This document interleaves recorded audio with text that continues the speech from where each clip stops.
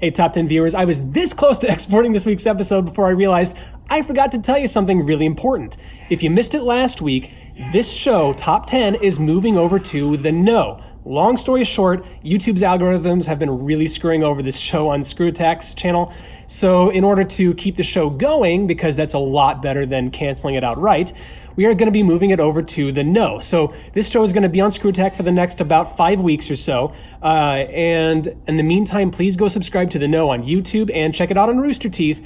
And I'll see you guys over there.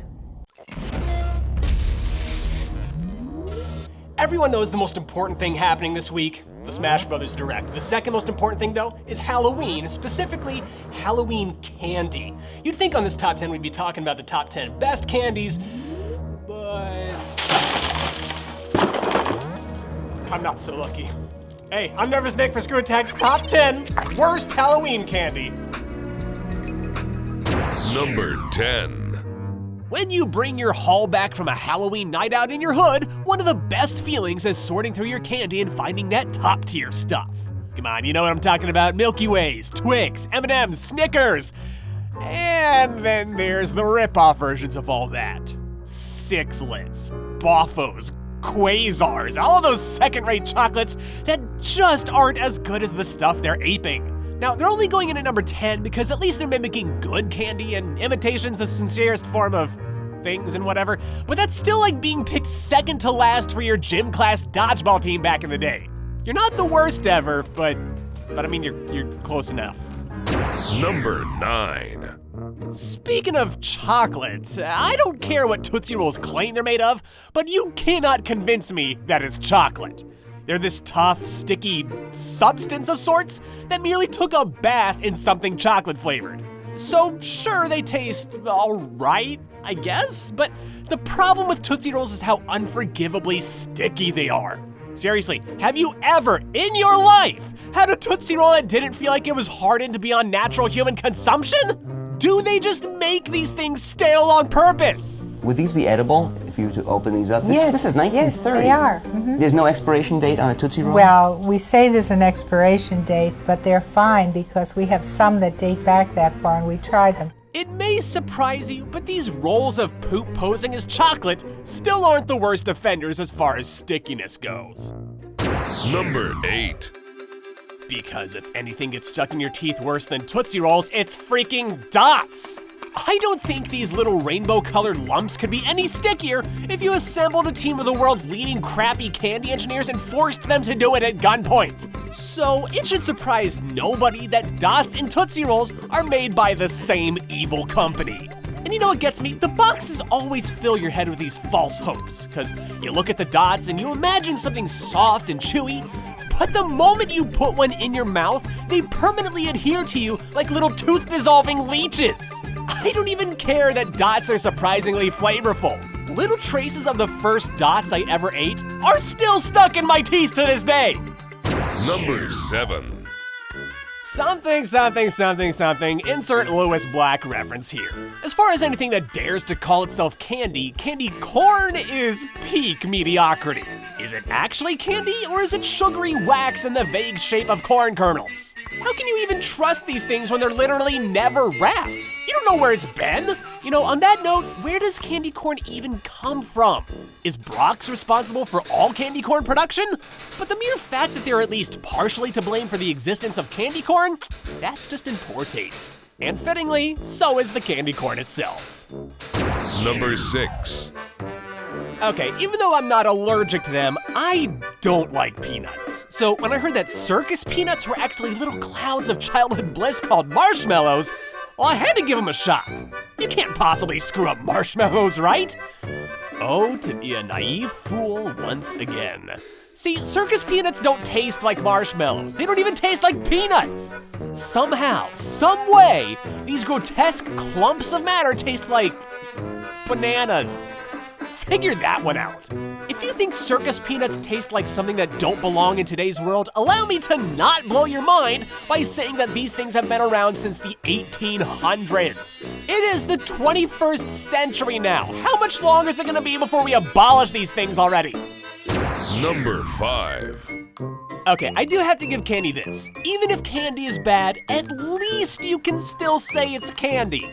I mean, I guess. I don't know. Either way, when you're out raiding your neighbor's candy stashes, you want to get stuff that would rot your teeth out. So what is up with these party poopers giving out granola bars? Halloween is about costumes and candy, not health. And even if giving healthy alternatives is what these sick freaks are out for, granola bars have a ton of sugar in them anyway. I won't put them higher than number 5 because at least they come in wrappers so you know that the unopened ones are clean. Unlike this next one. Number 4. Fruit. Who puts fruit in kids' trick-or-treat bags? What kind of demented psychopath wants to give kids healthy alternatives to candy and gives you something that actually is good for you? Unlike granola bars. These people need to stop.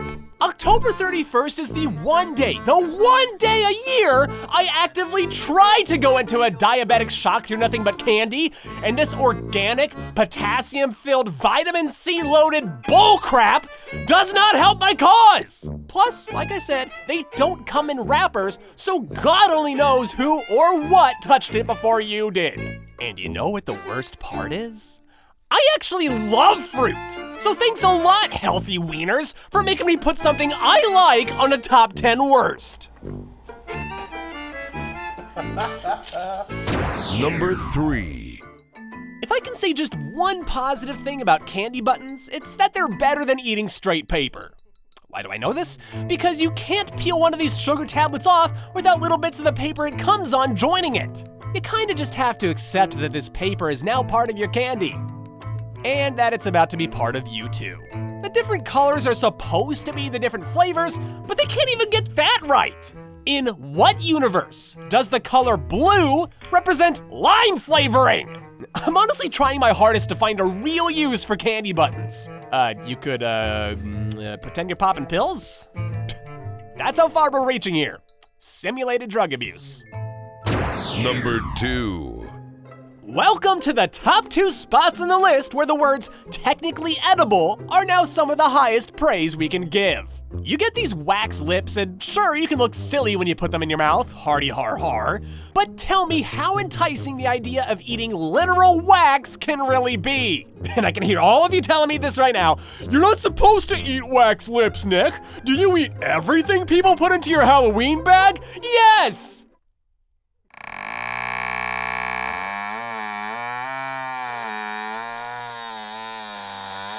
Listen, if they didn't want people to consume these things, then maybe they shouldn't have made them out of food-grade material. Either that or all of this candy is actually messing with my brain. I'm very concerned that that's the case. Either way, thankfully, there's just one more to go. It's number 1. This, dear viewers, is not candy. You can't even convince me that it's food. NECCO wafers are nothing but sugar sprinkled onto sidewalk chalk.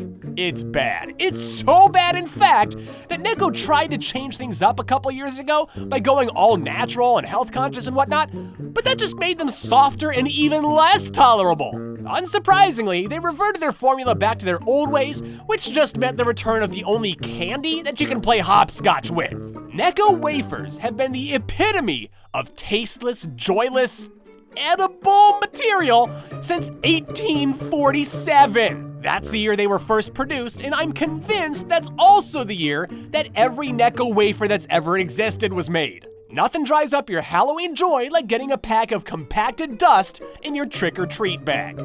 Thanks, you heartless monsters. For our secret number 11, is there a riskier candy to eat than those unmarked, unbranded taffies? To this day, scientists still cannot trace the origin of what I'm just gonna call anonymous taffy. But what we do know is that it tastes like equal parts fruit and equal parts wax. It's so mysterious.